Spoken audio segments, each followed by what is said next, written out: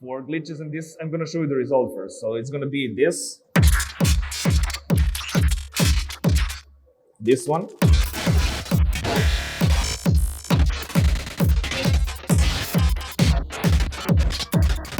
and this one.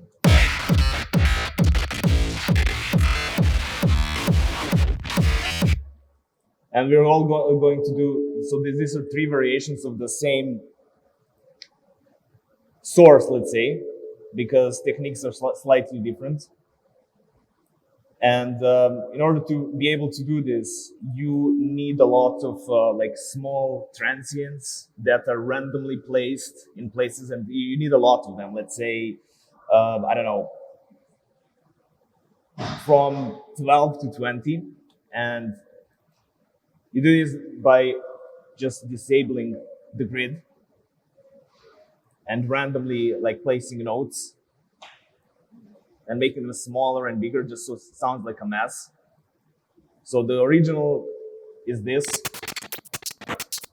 And these samples are just some samples that me and my friend created for a sample pack. And they're nothing special, it's just like glitches, and I'll show you.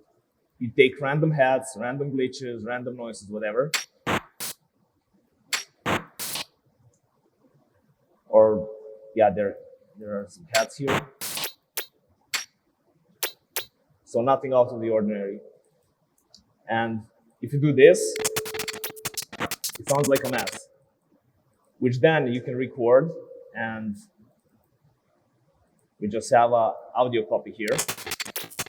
So you can use it as is, so without any of these delays that they put down, and then adjust the warping to it. So you get more of like those distorted and glitchy lines, but you can also go a step beyond. If it lets me do it, let's go.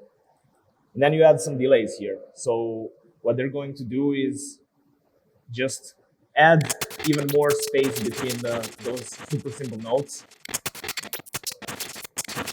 at random times. And this one is just like splitting completely out. Then record that. Once we have that, we do the thing that I just showed you. So you just go into the audio file and stretch it on a random places, or like if you want to achieve the more you do it, the more you will be comfortable of knowing what's going to be the result. Like if there's a small patch like here, what sound is going to make and so on, but you can do it completely randomly, it's fine.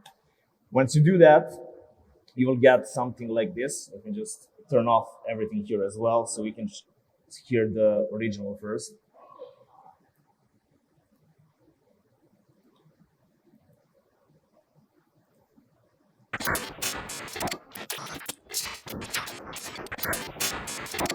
Then you go into pitch modulation, actually transpose. Let me open the envelope, there we go. Transpose, you also put random parameters on random spots, which is going to pitch up or down the sound in particular places. And then top of that, you can do panning, which is right here. So even this is usable in this form. You can do whatever you want to make it more complicated. Like there's no limits. Like you can use, as you will see later, a distortion or whatever. The point is of automating everything using as much modulation as you can. And what I did here for this example is I added first a shifter, which is then adding random points of dry and wet signal for the minus 3K and frequency shifting. After that, add a delay that switched from the synced one to time and then very low to 22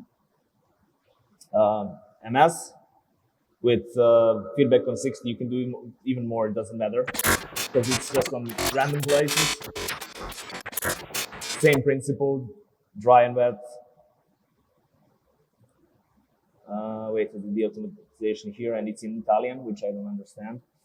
Okay, so here you see that the delay is going also in a couple of random places and adding more grit to it. You can even add the optimization to the feedback if you want, or make it ping pong. And then with the auto punt, same thing. It's cutting it in random spots. Another shifter to put everything down 3 kilohertz.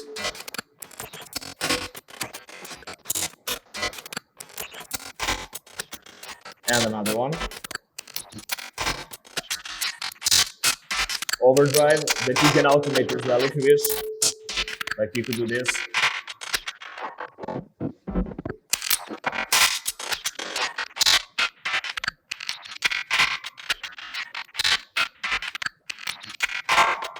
Some compression to put everything together. Usually it sounds like this. It's not a rule, but usually you want to cut off everything below 300 hertz or even 500 hertz because it won't be audible in the mix down of the whole track. And then limiter is just to hatch if because we have a lot of optimization, then a compressor just to hatch like nasty peaks, but not too much. Go even lower.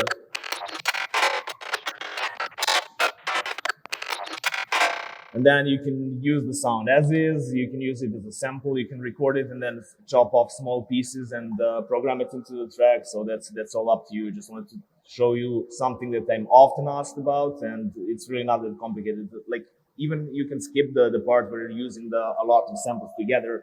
And like if you like recording stuff, you can record, but you would need to be very careful how you're doing it, like a bag of chips crashing or whatever. As long as you have those random like transient points that have a little bit of body beneath that you can stretch later and automate, it's going to work. It's going to yield different results. And for me, it's the best to use the already pre-made glitches or small hi-hats, just a lot of them, and then do this. But you can literally just load up a sample of you crashing a bag of chips and use the same method of like stretching stuff and then automating whatever you